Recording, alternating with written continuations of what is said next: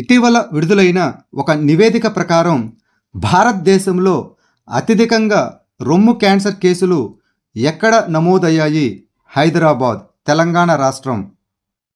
ఇటీవల ఏ రాష్ట్రం నక్సల్స్ రహిత రాష్ట్రంగా మారింది?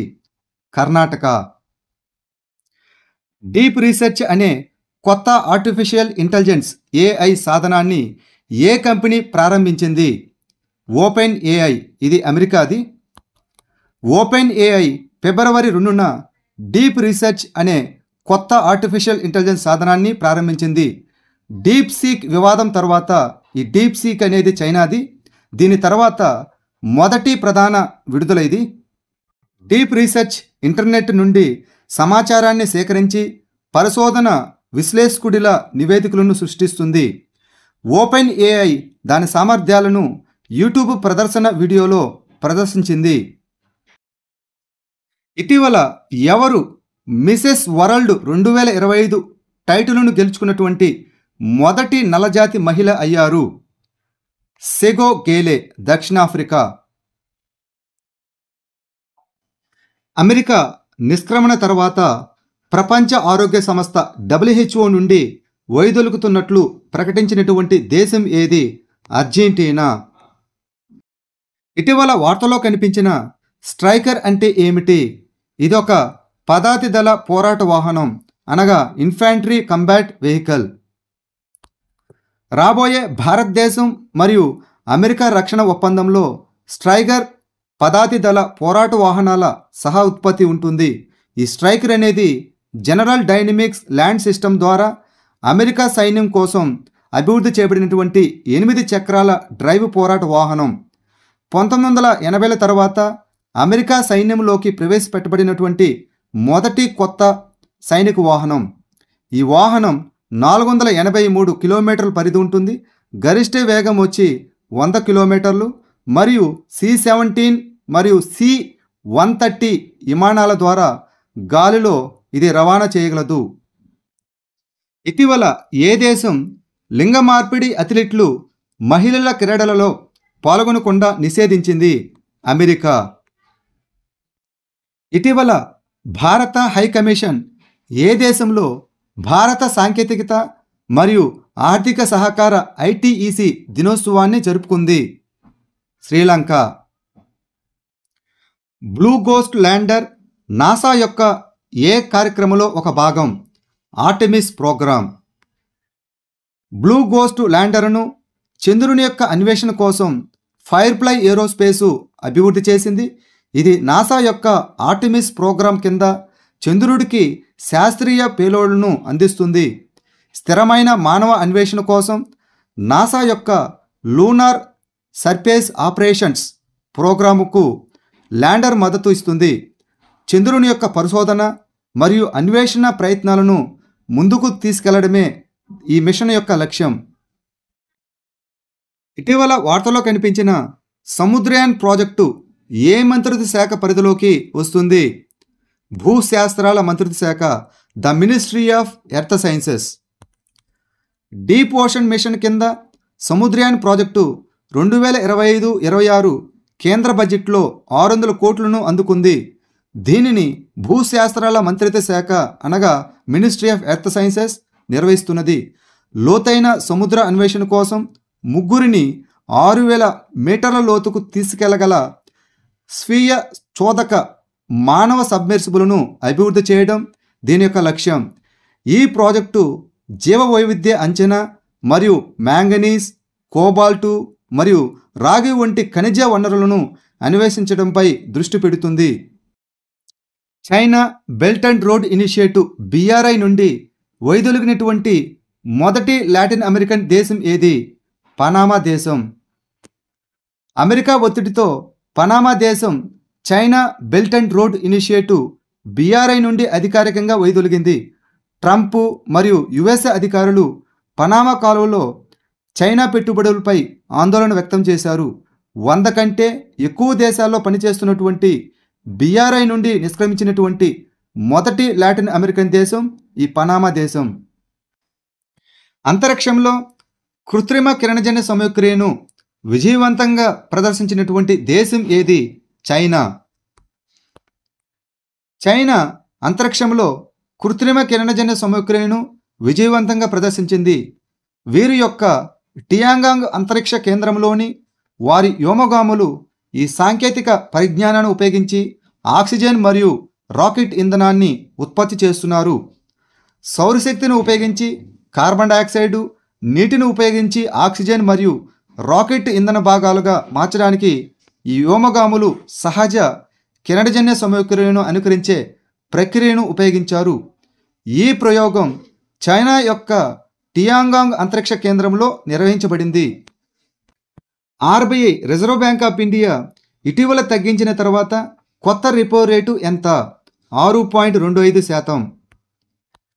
ఫిబ్రవరి 7న Reserve Bank of India repo రేటును 25 బేస్ పాయింట్లు తగ్గించి 6.25%కి తగ్గించింది. ఈ తగ్గింపు గృహ, ఆటో మరియు వ్యక్తిగత రుణాలను చౌకగా చేస్తుంది. ఈఎంఐ చెల్లింపులలో ఉపశమనం కలిగిస్తుంది. ద్రవ్యోల్బణం అనగా ఇన్ఫ్లేషన్ అదుపులో ఉంటే మరిన్ని కోతలు సాధ్యమవుతాయి. రుణాలు మరింత సరసమైనవిగా మారతాయి. ఇటీవల వార్తలో కనిపించిన స్పియర్-ఎక్స్ టెలిస్కోపు ఏ అంతరిక్ష సంస్థకు సంబంధించినది? National aeronautics and space administration, NASA. విశ్వం యొక్క మూలాలను అన్వేషించడానికి నాసా ఒక విప్లవాత్మక అంతరిక్ష టెలిస్కోప్ అయినటువంటి స్పియర్-ఎక్స్ను ప్రారంభించనుంది. దీని యొక్క ధర $488 మిలియన్. ఇది $10 బిలియన్ అయినటువంటి జేమ్స్ వెబ్ స్పేస్ టెలిస్కోప్ కంటే చాలా తక్కువ. స్పియర్-ఎక్స్ మొత్తం ఆకాశాన్ని 102 ఇన్ఫ్రారెడ్ రంగులలో సర్వే చేస్తుంది. ఈ స్పియర్-ఎక్స్ 450 మిలియన్ గెలాక్సీలను మ్యాప్ చేస్తుంది. బిగ్ బ్యాంగ్ తర్వాత విశ్వం ఎలా ఉద్భవించిందో వెల్లడిస్తుంది.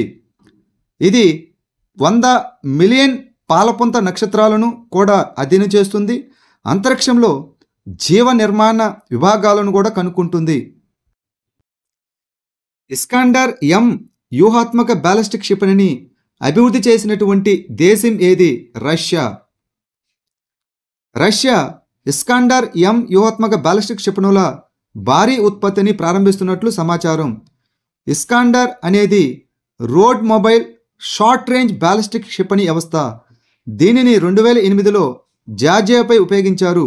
ఈ క్షిపణి 7.3 మీటర్ల పొడవు, 3750 కిలోల బరువు మరియు 480 నుంచి 700 కిలోల పేలోడుతో 500 కిలోమీటర్ల పరిధిని కలిగి ఉంటుంది. ఇది సాంప్రదాయ లేదా అణు వార్హెడ్లను మోయగలదు. దీని యొక్క స్పీడ్ వచ్చి మాక్ 7 స్పీడ్ ఆఫ్ ద సౌండ్తో కొలుస్తారు. మాక్ 7 వద్ద ప్రయాణించగలదు మరియు 30 మైళ్ళ ఎత్తుకు చేరుకోగలదు. ప్రసాద్ పథకాన్ని ఏ మంత్రిత్వ శాఖ ప్రారంభించింది? పర్యాటక మంత్రిత్వ శాఖ, the ministry of tourism. Prasad తీర్థయాత్ర పునర్జీవనం మరియు ఆధ్యాత్మికత వృద్ధి డ్రైవ్ పథకాన్ని పర్యాటక మంత్రిత్వ శాఖ 2014లో ప్రారంభించింది. భారతదేశం అంతటా తీర్థయాత్ర ప్రదేశాలలో సాంస్కృతిక సంరక్షణ మరియు ఆధ్యాత్మిక పర్యాటకాన్ని మెరుగుపరచడమే దీని యొక్క లక్ష్యం. మౌలిక సదుపాయాలు, కనెక్టివిటీ మరియు వారసత్వ ప్రదేశాల పరిరక్షణను మెరుగుపరచడం దీని యొక్క ముఖ్య లక్ష్యాలు. ఇది నైపుణ్య అభివృద్ధి ద్వారా స్థానిక ఉపాధిని కూడా ప్రోత్సహిస్తుంది మరియు పర్యావరణ అనుకూల పర్యాటకానికి కూడా మద్దతు ఇస్తుంది. ఈ పథకం 100% ప్రభుత్వ నిధులతో రూపొందించబడింది.